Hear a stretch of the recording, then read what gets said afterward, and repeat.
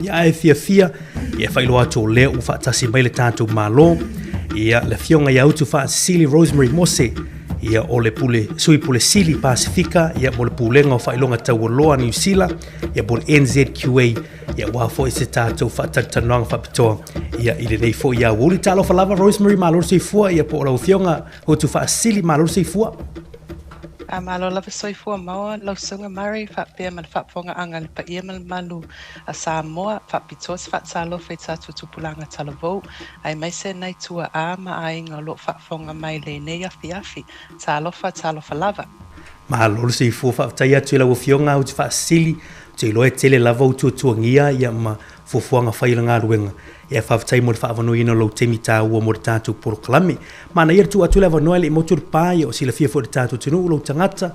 Ia nei au ainga o nuu malalafanga te fio mai i Samoa. Whamole. Ia whawhatai lava Murray.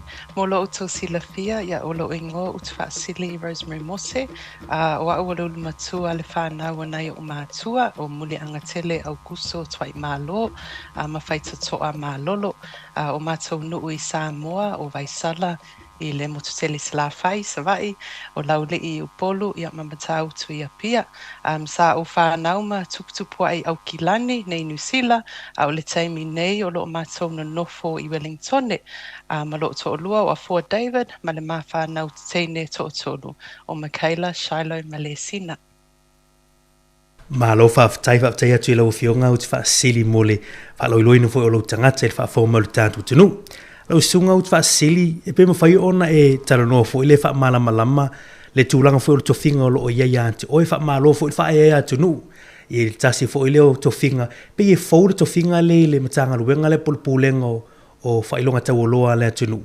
A o lea fo i ngā luenga mata whaioi i o loo ngafa fo i malawa fionga whamole lava. Whawhatai lava, o loo o ngalue nei i le ofiso whailonga ia po le New Zealand Qualifications Authority. Ma pei ona sauno Murray o le sui taitai pule Pasifika po le Deputy Chief Executive Pasifika.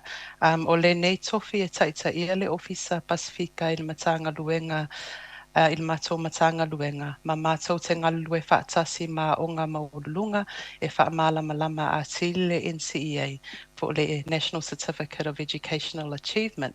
Le whaelonga po le tuispasi whapitoa lea i a o ngā maurulunga i New Zealand. E pei ona saunoa Murray o le tofi fau mo whaamanui ai fo i lau nei tangata whaatau waa te fia lava o te ngā lue tautua a wā tatu alama whanau ina ia maua se lumana i manuia a wā foi a inga numa ake ka lesia lo no fo tapuai. Malo whawhatai fo i e sa o lipi e mātango fie fo i le sawa tu fo i o tau nei fo i to whinga. It's awesome to see our people taking over these amazing positions in government. O le whesiri lau ufionga Utufa'asisili o le so lulu le nam vai atu nei le sa a mata whaasala lau mai ia whailonga po o tūlanga o i unga o suenga whai o tausanga. E fo i nei whanau ia na suenga whaaskola sipi ia o whanau fo i elwa senga sultolu lau whaatali mo lanto university entrance ia mo university. E mwhaiva ena e sau noa whalau i tele po le a se ata mai o le ata lenga o le achievement o le tausanga na vai atu nei mo le NCEA whamon mo le lafa. Yeah. Ia pe ona saunoa o le aso lulu i le vai aso nei a sa mawai whai unga po NCEA results a tama matene a onga i lunga o le NZQA website po le upenga ta whailangi. E o vātu ma le se lau ono sfulu afe tamai tia onga sa whailatu suenga whapitoa mo le NCEA i le luafe sfulu tolu. E tau a foi ona no fosila fia o le tau sanga le na tea o le mua i tau sanga foi lea ua le whaonga ina aini learning recognition credits a wā a fianga o le COVID luafe sfulu iwa sa whianga iai ma o ngā matamaitia o ngai tau sanga i tolu sa te ai. So it was a big week for NZQA, big week for all of our secondary school students who were able to access their results on the NZQA website from Wednesday onwards. And so they would have gotten results from their NCEA Level 1, NCEA Level 2, NCEA Level 3, Malay University entrance 4. Malo whawhatai o te iloa ele o mawhai ona au mai ani whai tūlango ni reporti tūlango result tātou whānau Pasifika ona e li mawhai ona whātūlanga mai vāngana. A le asa sila le tau au nanga, what's the overall trends like, or where's achievement like in terms of, well, leo mātou fo i lunga o news ma isi fo i ala ata fo i le whaapea mau pa tūlanga o le achievements i le tau sanga le na vai atu nei whaman mole Utufa'asisili. Yeah. Yeah, well, just because it's hard to explain in Samoan, I'll speak in English for this part, but my whai ona whaamalama atili tatou ngana Samoa. So from the early analysis of the 2023 results, the exam results from last year, we can see that there is a slight decrease po se paula ititi in overall student achievement or attainment results for the country. So this is a slight decrease for all students across New Zealand. So the provisional attainment result or rate won't be confirmed until April, but what we can see is that for level 1, for year 11 students working towards level 1, for year 12 students working towards NCEA level 2, for year 13 students working towards NCEA level 3 and university entrance, that there's been a slight decrease.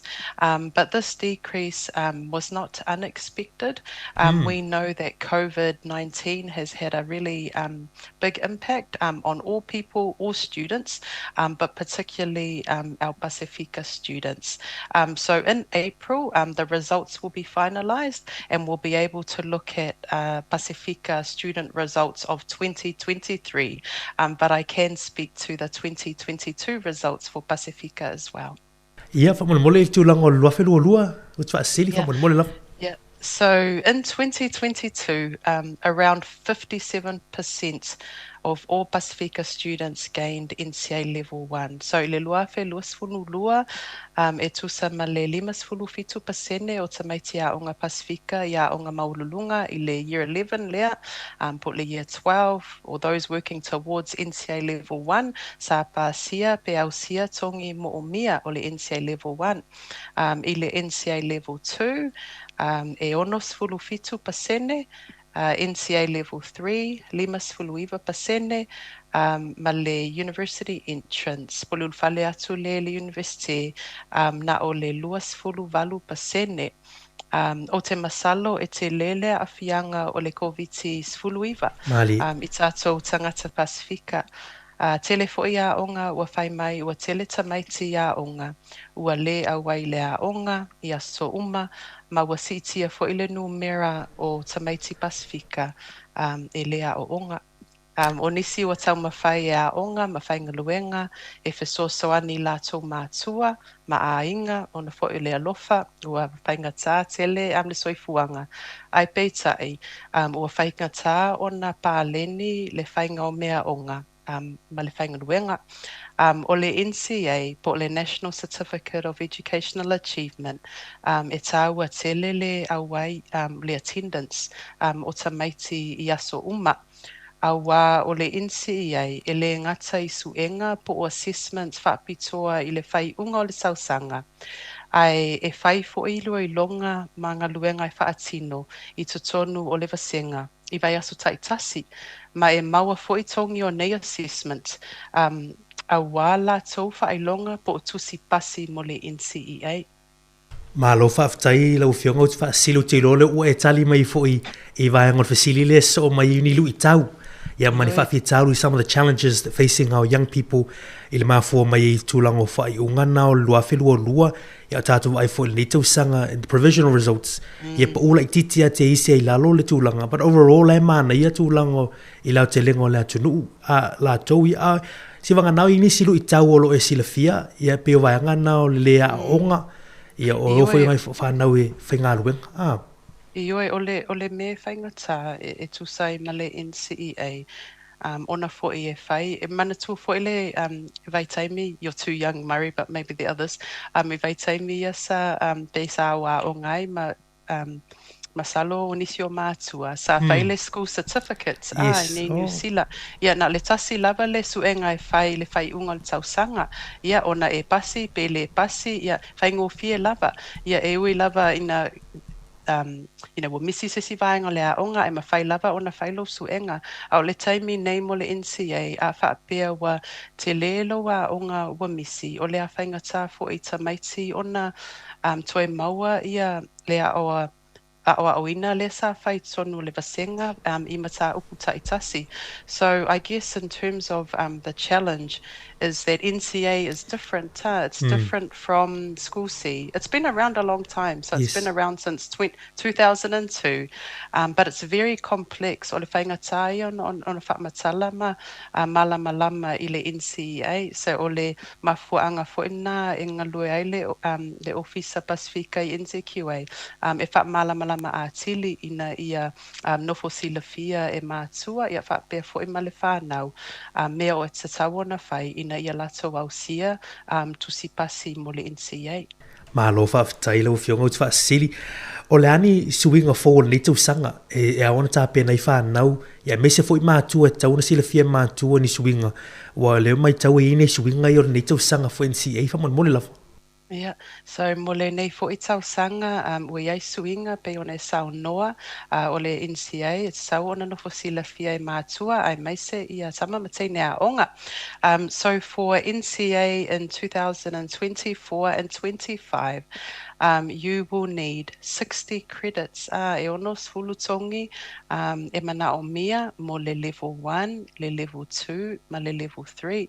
Ai le ngata I lea e taua tele le literacy ma le numeracy po le whaitau tusi, tusi ia ma le numera o le aiai foi ia iloilonga po assessment whaapitoa mo le literacy and numeracy o nei assessments e mawhai ona a mata I le year 9 po le year 10 ai o le tele o tamaiti o le a whaia nei suenga I le vasenga sfulu tasi, sfulu lua, ma le sfulu tolu. O nai swinga la na mo le nei tau sanga, ma lo o iai ia matou resources, I tātou lavanga ngana e mawhai ona wha malama a tili. Awa ia tātou mātua ma whanau. Malo whaafitai mana ia nei suinga ia wale tue valu se fulu lai pe ona iei. A leo pa ui lalo leono se fulu mo level 1, 2, ma 3. Ia olo i fo I tūtulanga le literacy ma le numeracy. Ia tā ua whaafitai leo ilo atu vaenga ia resources ia. Ona o le tātou teimi, lau fionga Utufa'asisili, ma nea tu atu lava noa I lau fionga. O le ase fautuanga lau fionga, ia mona I o tātou mātua, ia leo tā pena tu fo I mātua e tā pena whanau le tau sanga ia onga. A o la fo I se fautuanga mo whanau I tūlanga o NCEA, ia wafo I le tamu whainga ia usia fo I maka ia mtūlanga o onga le tau sanga ia whamunu e ina. Ia whawhtai tele mo lea wanoa.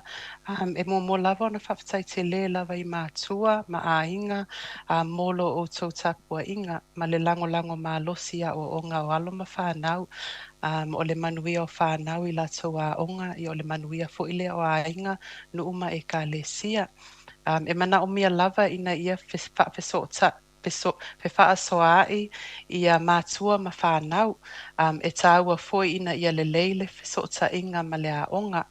E tāua tele le talatala noa mātua ma whanau ina ia malama lama I ngā luenga po suenga e whai I mata upu taitasi mo le nei tau sanga. As I said, there's assessments that happen throughout the year, and the students are able to bring their assessment schedule home, show mum and dad, put it on the wall, and then mum and dad know, sa waloa lea onga, o a whelela whaielo assessment, e fia tongi, and you can keep track of it as a family. And as I said before, it's awa tele le attendance, po lea wai o lo walo, I lea onga ia so uma, tele fo ini aso e misi o le tele fo ile na o le o onga ua le maua ma o le a whainga tā fo I ona o a oina ma tā upu wa misi. Manatua o le NCEA e whai ilio I longa I tausanga a toa e le ngata I le whai unga o le tausanga. O lo o maua nisi whaamatalanga ma resources I le www.nzqa.gov.nz.